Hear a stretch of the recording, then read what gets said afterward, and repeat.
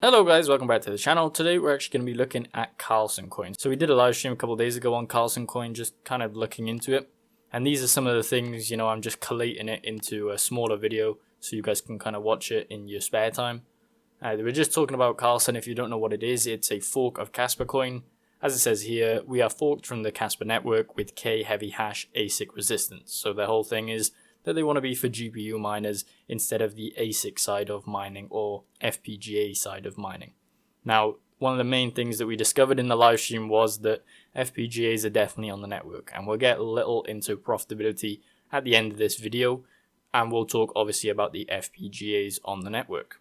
So they said they want to rely on small miners instead of big farms for better decentralization. Current Kaspa ASICs are not compatible with Karlsen, and we will enforce resistance in the roadmap, and our next motivation is to work on token integration.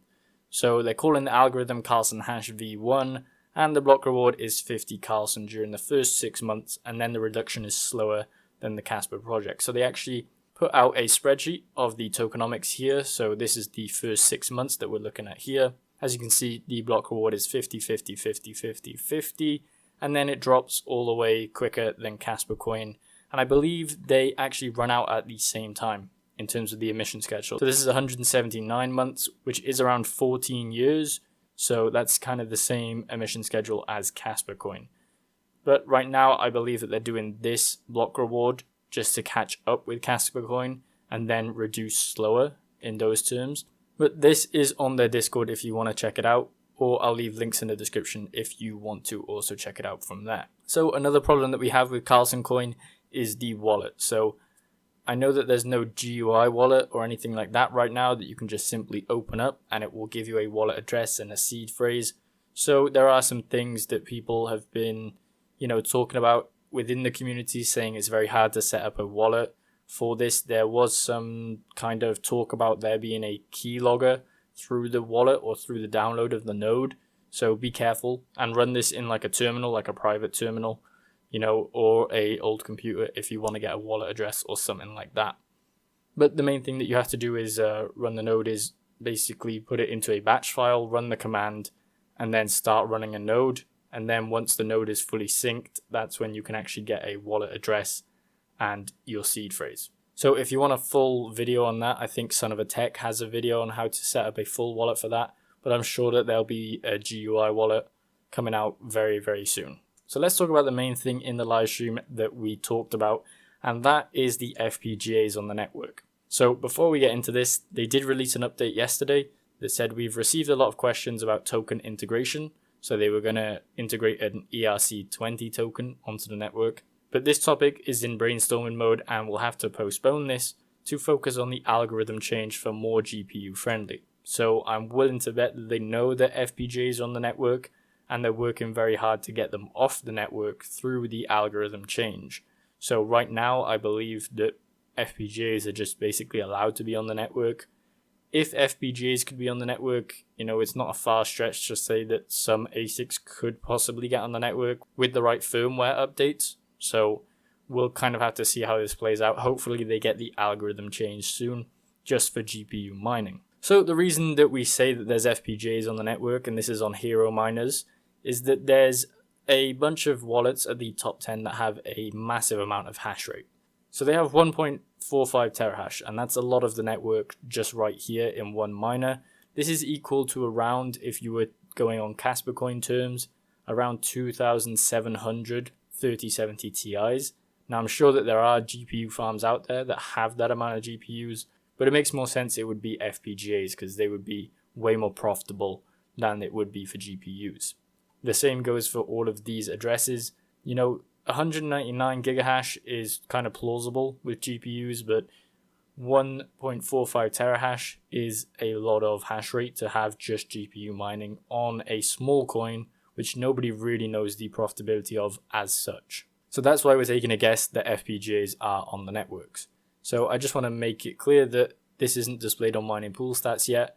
This is from hero miners, but there's no Karlsen Coin listed. So look out for that, and I believe that there's 2 more pools that you can use for Karlsen Coin right now, but hero miners is obviously the biggest one. So when it comes to profitability, and this is one of the main reasons why you would want to put an FPGA on this network if you had the ability to do that is, as we can see here, the hash rate for one forest kitten is around 1890 megahash. So this is at 81 watts, and the power per day, you're spending around 20 cents per day on power on the Kaspa network. So we've done some calculations based on the amount of hash rate on the network. So we took this figure, this network hash rate, obviously it's been changing, and you divide it by the amount of coins produced per day. So it's the total mined, and this is obviously divided by 30 because there's 30 days. So that comes out to around 4.9 million, something like that. So you divide 4.9 million, which is the amount of coins mined per day, and then you divide that by the hash rate on the network. So we've done that calculation there, and it comes out to rewards per 1 megahash. Remember, this is 0.11878 and then a bunch of numbers. So that's the rewards per 1 megahash of Karlsen Coin, not in USD. So right now, this is for 1 megahash. So if we look at the FPGAs, that means that we have 1890. So we take this number and times it by 1890 to give us 223. Now, what we have to do from here is, this is how much rewards we'd probably get per day on one of those FPGAs. And then we times it by the average price of Karlsen Coin. So right now, they don't actually have a price of Karlsen Coin, obviously.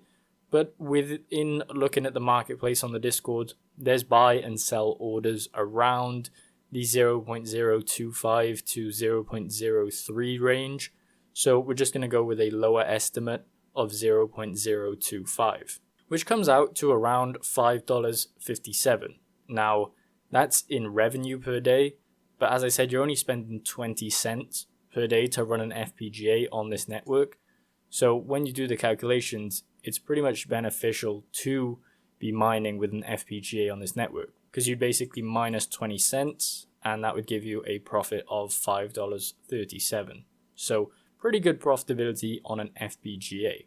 Now, I know people are asking about the profitability of actual GPUs because it's not listed on Hashrate.no or any calculators. So we could do a quick calculation here. I believe the 3070 Ti gets around 750 megahash, and within that we would have to go with a rewards of Karlsen per day as 88.5, and then we would times this by 0.025 to give us the revenue of $2.21 per day on a 3070 Ti. And I believe the power cost for one of those is around 100 watts on the Kaspa network. Remember, we're basing all these figures off the Kaspa network, I'm assuming, and after mining it myself, it's pretty much the same algorithm. So you're going to expect the same hash rate that you did mining Kaspa Coin with a GPU. So if the power is at 100 watts, that means that we're spending around 22 cents per day. So you minus 22, and that gives us a profitability of around $1.99. So remember, that is obviously at 10 cents per kilowatt hour, but there'd obviously be higher rates. So if you are spending, up to 15 cents, I believe you'd still be profitable. Maybe up to 18, you'd still be profitable. But then also you've got to wonder if you're able to actually sell the coin on the marketplace. I don't know how many of these orders are filled or anything like that. Obviously mine at your own risk, but also I wouldn't be mining necessarily whilst the FPGAs are on the network, because it's pretty much unfair that they said it's for GPU miners and yet FPGAs are basically taking up a load of these coins right at the very start of the coin, and they're not going to be able to reverse that unless they just launch the network again, which kind of looks bad, and there's less faith in the network now already because of the FPGAs on the network. But hopefully it gets sorted out and we can see some profitability on Hashrate.no.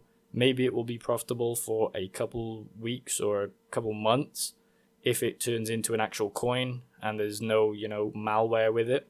But that's just my thoughts and what we kind of discovered through the live stream. So just given to you in small form, just so you guys can basically not watch the live stream and you get all the information anyway. If you guys have any thoughts on Karlsen Coin, leave them in the comments below. Also, don't forget to like the video and subscribe for more content like this.